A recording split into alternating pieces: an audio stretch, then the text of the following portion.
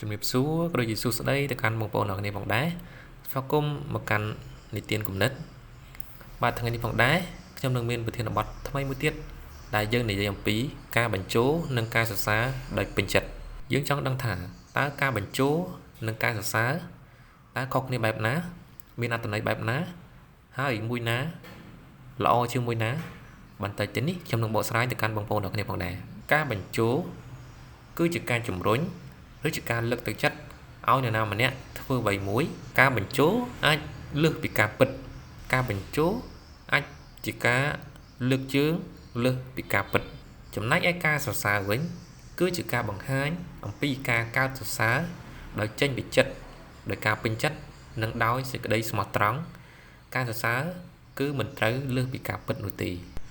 បាទហើយដើម្បីឲ្យយើងកាន់តែយល់ច្បាស់អំពីអត្ថន័យនៃការបញ្ចូលនិងការសរសើរយើងទៅស្ដាប់ជាមួយឧទាហរណ៍តើគ្នាបាទនៅក្នុងភូមិមួយមានក្មេងប្រុសម្នាក់ឈ្មោះសុភាពគាត់គឺជាសិស្សម្នាក់ដែលមានការខិតខំរៀនសូត្រប៉ុន្តែគាត់ពុំសូវមានទេពកោសល្យនោះទេម្ដាយរបស់សុភាពគាត់ជានារីក្រីក្រម្នាក់ដែលតែងតែផ្ដល់កម្លាំងចិត្តឲ្យសុភាពជារៀងរាល់ថ្ងៃម្ដាយរបស់សុភាពបានពោលថាទោះបីជាកូនមិនសូវឆ្លាតដូចអ្នកដទៃក៏ម្ដាយជឿថាកូនអាចធ្វើបាននេះជាគំរូនៃការបញ្ចូលម្ដាយព្យាយាមជំរុញនិងលើកទឹកចិត្តឲ្យកូនរបស់គាត់ខិតខំប្រឹងប្រែងរៀនសូត្រថ្ងៃមួយសុភាពសរសេរអត្ថបទបានល្អខ្លាំងមែនទែនគ្រូបានអាននិងនិយាយថាគ្រូពេញចិត្តនឹងអត្ថបទនេះវាមានអារម្មណ៍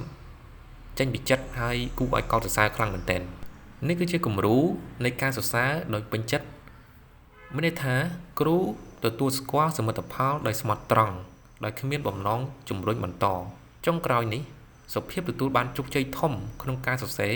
ហើយគាត់បាននិយាយថាបើគ្មានការបញ្ចូលពីម្ដាយនិងការលើកសរសើរពីគ្រូនោះទេក៏គាត់មិនអាចឈានដល់ថ្ងៃនេះដែរយើងទៅស្ដាប់ជាមួយនឹងឧទាហរណ៍ខ្លីមួយទៀតដែលនិយាយអំពីសាច់រឿងពិតរបស់លោក Thomas Edison ពេល Thomas Edison គាត់នៅជាកុមារគាត់តែងសួរអ្នកគ្រូច្រើនខ្លាំងមែនទែនរហូតដល់គ្រូមិនអាចទប់បាននឹងសំណួររបស់គាត់ហើយនៅថ្ងៃមួយលោកគ្រូបានផ្ញើសម្បត្តិមួយទៅឲ្យឪពុកម្ដាយរបស់ Edison យកសម្បត្តិនោះទៅឲ្យម្ដាយអានសម្បត្តិហើយមានអារម្មណ៍ថាក្តុកក្តួលក្នុងចិត្តខ្លាំងមែនទែនដោយអត្ថន័យក្នុងសម្បត្តិនោះជារួមបានសរសេរថាកូនរបស់អ្នកមានបញ្ហាមិនប្រក្រតីដោយសាលាមិនអាចទទួលបង្រៀនបានតទៅទៀតទេសូមបង្រៀននៅផ្ទះដោយខ្លួនឯងចុះបន្ទាប់មក Thomas Edison បានសួរទៅកាន់ម្ដាយថាតើក្នុងសម្បត្តិនោះមានអត្ថន័យបែបណាក្រោយមកម្ដាយ Edison មិនបានប្រាប់ Edison តាមត្រង់នោះទេគាត់បាននិយាយថា Edison កូនពិតជាអស្ចារ្យខ្លាំងមែនទែនដោយក្នុងសម្បត្តិនេះគ្រូបានសរសេរថា Edison គឺជាមនុស្សម្នាក់ដែលឆ្លាតខ្លាំងដែលមានខួរក្បាលអស្ចារ្យដោយសាលាមិនអាចទទួលបង្រៀនបានទេព្រោះក្មេងម្នាក់នេះមានខួរក្បាលខុសពីក្មេងធម្មតាដូច្នេះសាលាលើកទឹកចិត្តឲ្យម្ដាយរបស់ Edison បង្រៀននិងបង្ហាត់បង្ហាញ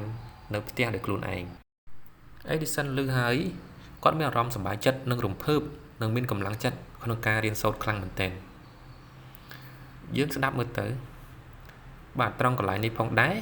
យើងអាចនិយាយបានថាម្ដាយរបស់ Edison គាត់មិនបាននិយាយពាក្យពិតឡើយអ្វីដែលគាត់និយាយនេះគឺជាពាក្យបញ្ចូលដែលខុសពីការពិត Edison បានបន្តសិក្សានៅខ្លួនឯងទោះបីជាគាត់បរាជ័យច្រើនដងក៏ដោយរហូតគាត់អាចបង្កើតបានរបស់ប្រើប្រាស់ជាច្រើនជាពិសេសគឺអំពូលភ្លើងចំណុចសំខាន់នៃសាច់រឿងមួយនេះគឺម្ដាយ Edison គឺគាត់បានប្រើប្រាស់នៃពាក្យបញ្ចូលពេលក្រោយមកសង្គមទាំងមូលក៏បានសរសើរដោយពេញចិត្តអំពីសមិទ្ធផលរបស់ Thomas Edison រឿងនេះបង្ហាញថាការបញ្ចូលគឺជាមូលដ្ឋាននៃការលូតលាស់ខណៈដែលការសរសើរគឺជាការទទួលស្គាល់នៅការលូតលាស់នោះអញ្ចឹងយើងអាចនិយាយបានថាការបញ្ចូលនិងការសរសើរយើងមិនអាចនិយាយបានថាមួយណាល្អជាងមួយណាបានទេការបញ្ចូលអ្វីត្បិតតែវាមិនមែនជាការពិតពេលខ្លះអាចវាលើសពីការពិតខុសពីការពិតប៉ុន្តែអត្ថន័យជារួម សមិទ្ធផលជារួមគឺដើម្បីចង់ឲ្យបានលទ្ធផលល្អប្រសើរដូចគ្នាជារួមចំពោះការយល់ឃើញរបស់ខ្ញុំចំពោះការបញ្ចូលគឺវាមិនអាក្រក់ទាំងអស់នោះទេសំខាន់ឲ្យតែយើងប្រើប្រាស់វានៅក្នុងផ្លូវដែលល្អយើងមិនមែនបញ្ចូលលើកជើងនរណាម្នាក់រហូតធ្វើឲ្យគាត់មានមោទនភាពលើខ្លួនឯងងប់ងល់រហូតធ្វើឲ្យគាត់បរាជ័យនៅក្នុងជីវិតឬកិច្ចការផ្សេងៗយើងអាចប្រើប្រាស់វាដើម្បីឲ្យកើតបានជាប្រយោជន៍ដោយឧទាហរណ៍ Thomas Edison ដូចនេះឯងគឺថាការបញ្ចូលគឺជាការនិយាយហួសលើសពីការពិតខ្លាំងពេកបាទដូច្នេះគឺមនុស្សជាច្រើនគឺគាត់ពេញចិត្តនឹងការសរសើរប៉ុន្តែចំពោះខ្ញុំគិតថាការបញ្ចូលបើសិនជាយើងបញ្ចូលឲ្យត្រូវជាមួយនឹងបរិបទឲ្យត្រូវជាមួយនឹងកលៈទេសៈបើសិនជាយើងបញ្ចូលក្នុងន័យមួយដើម្បីជួយឲ្យបុគ្គលម្នាក់នោះមានកម្លាំងចិត្តមានទឹកចិត្តក្នុងការបន្តសកម្មភាពរបស់គាត់មានការពុះពៀជំនះឧបសគ្គខ្ញុំគិតថាវាជារឿងមួយដ៏ល្អដែលយើងមិនអាចប្រកែកបានបាទ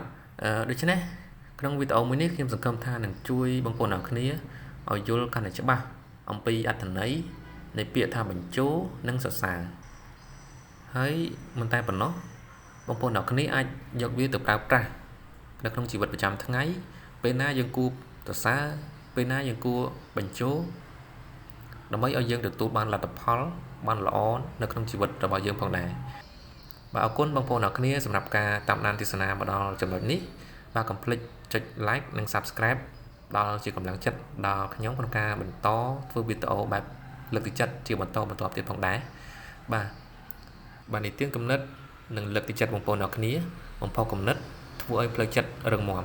បាទអរគុណជួបគ្នានៅវីដេអូក្រោយជាបន្តទៀតផងដែរ